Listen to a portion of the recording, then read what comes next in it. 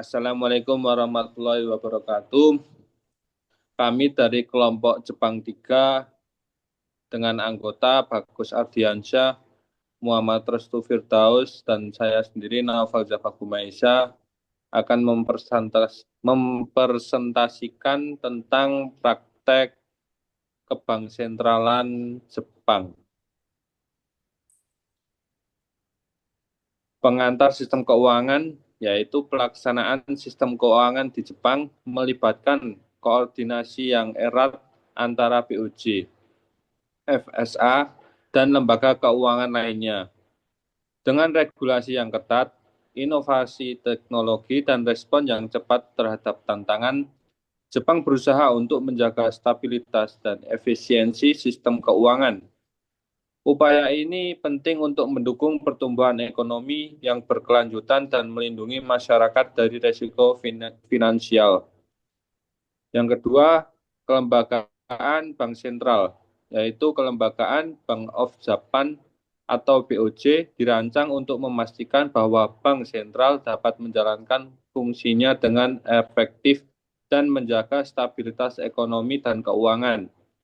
Dengan struktur organisasi yang jelas, kebijakan yang inovatif, dan kerjasama dengan lembaga lain, BOJ berupaya untuk menghadapi tantangan yang muncul di era globalisasi dan digitalisasi. Yang ketiga, kedudukan Bank Sentral. Bank of Japan atau BOJ memiliki kedudukan yang sangat penting sebagai bank sentral Jepang, berfungsi sebagai pilar utama dalam menjaga stabilitas ekonomi dan keuangan negara.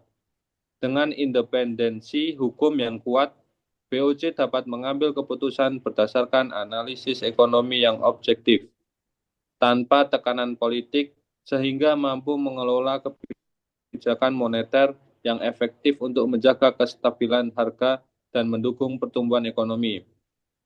Lalu yang keempat, konsep independensi bank sentral, yaitu konsep independensi bank sentral di Jepang, khususnya Bank of Japan atau BOJ, merujuk pada kemampuan BOJ untuk membuat keputusan kebijakan moneter tanpa campur tangan dari pemerintah atau tekanan politik. Hal ini diatur dalam Undang-Undang Bank of Japan yang memberikan BOJ ekonomi penuh dalam menetapkan kebijakan moneter, termasuk penentuan suku bunga.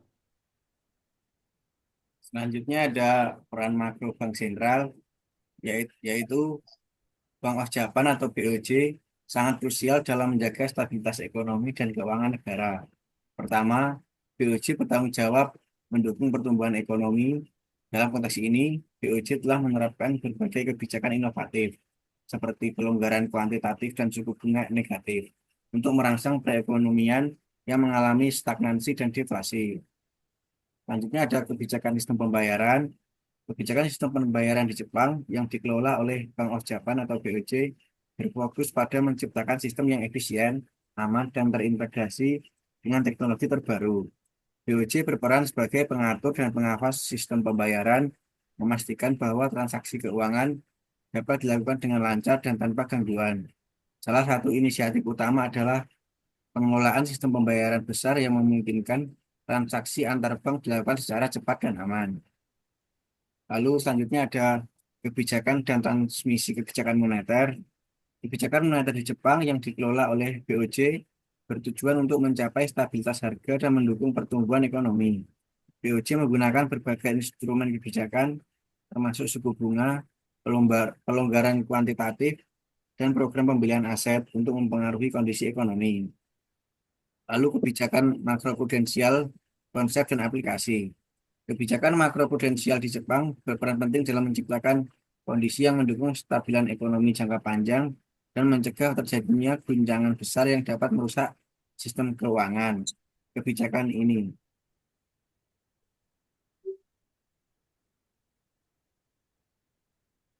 Selanjutnya Restu, silakan.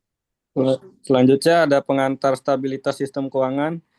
Pengantar stabilitas keuangan di Jepang mencakup pemahaman tentang pentingnya stabilitas, elemen-elemen yang terlibat, kebijakan yang diterapkan, tantangan yang dihadapi, dan respons terhadap guncangan eksternal. Semua ini berkontribusi pada upaya Jepang untuk menjaga kesehatan ekonomi dan mencegah krisis keuangan di masa depan.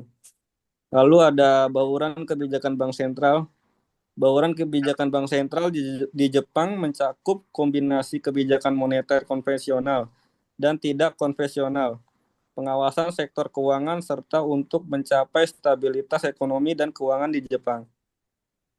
Lalu ada Bank Sentral dan Komite Stabilitas Sistem Keuangan, pelaksanaan Bank of Japan atau BOJ, dan Komite Stabilitas Sistem Keuangan di Jepang berfokus pada menjaga stabilitas sistem keuangan melalui kebijakan moneter yang aktif dan pengawasan resiko sistemik.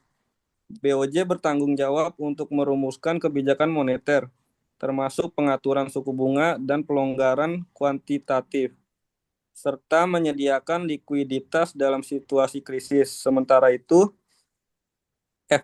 FSC berfungsi sebagai lembaga koordinasi yang mengawasi resiko sistemik dan merumuskan kebijakan mitigasi bersama dengan BOJ dan lembaga pengatur lainnya. Kolaborasi antara kedua lembaga ini sangat penting dalam menghadapi tantangan ekonomi dan inovasi teknologi, memastikan bahwa sistem keuangan tetap aman dan berkelanjutan.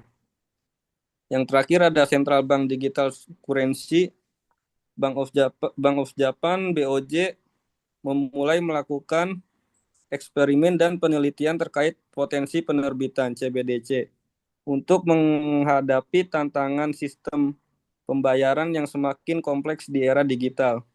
CBDC diharapkan dapat meningkatkan efisiensi sistem pembayaran, memberikan alternatif yang lebih aman untuk uang tunai, dan menjaga stabilitas sistem keuangan domestik. Sekian presentasi dari kelompok kami. Terima kasih.